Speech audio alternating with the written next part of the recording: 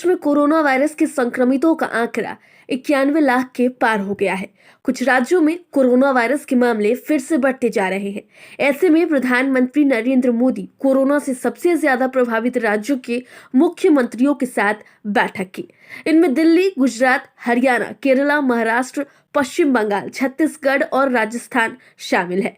बैठक में गृह मंत्री अमित शाह भी मौजूद रहे। प्रधानमंत्री ने समीक्षा बैठक में इशारों में विपक्ष पर तंज कसते हुए कहा कि कुछ लोग कोरोना वैक्सीन के आने का वक्त पूछ रहे हैं, वैक्सीन को लेकर राजनीति कर रहे हैं। मैं उन्हें राजनीति करने से तो नहीं रोक सकता, लेकिन वैक्सीन का आना का समय हम नहीं तय कर सकते, ये वैज्ञानिकों के हाथों में है।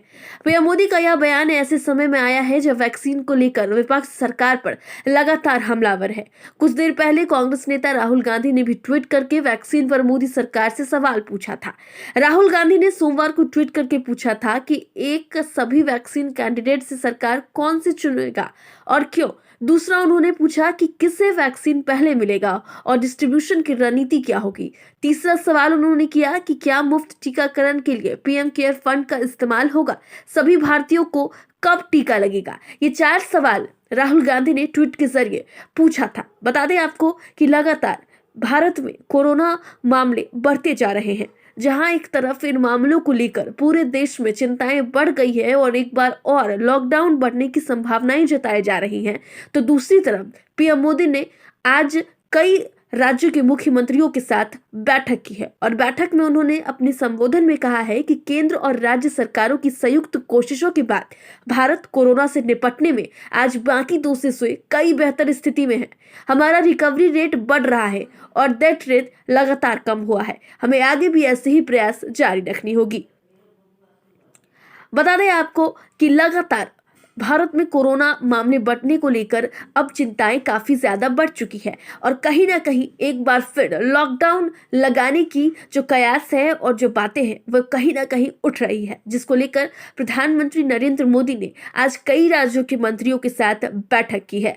हालांकि प्रधानमंत्री नरेंद्र मोदी ने ये साफ कर दिया है कि लोगों को अब इसको लेकर सजग होना होगा और वैक्सीन के इंतजार में ये नहीं भूलना होगा कि कोरोना अभी खत्म नहीं हुआ है और लोगों को सोशल डिस्टेंसिंग, मास्क और तमाम प्रिकॉशंस को ध्यान में रखते हुए अपनी जिंदगी को जीना है। जब कोरोना से रिकवरी का रेट बढ़ा तो लोगों को लगता है कि ये वायरस नुकसान नहीं कर रहा है, ये कमजोर हो गया है। बहुत से लोग ये भी सोचने लगे हैं कि अगर बीमार हो भी गए तो ठीक हो जाएंगे। इस वजह से लापरवाही का ये स्टेज बहुत बड़ा व्यापक हो गया है और इसीलिए मैंने हमारे त्योहारों की शुरुआत में ही स्पेशली राष्ट्र के नाम संदेश दे करके सबको हाथ जोड़ करके प्रार्थना की थी कि भाई ढिलाई मत बरतिए, क्योंकि कोई वैक्सीन नहीं है, दवाई नहीं है, हमारे पास एक ही रास्ता बचा है, हम हर एक को कैसे अपने अपने आप बचाएं। और हमारी जो गलतियां हुई वही एक खतरा बन गया, थोड़ा ढिलाई आ गई। इस चौथे चरण में लोगों को कोरोना की गंभीरता के प्रति हमें फिर से जागरूक करना ही होगा। हम एकदम से वैक्सीन पर शिफ्ट तो जिसका काम करना है करेंगे, हमें तो कोरोना पर ही फोकस करना है।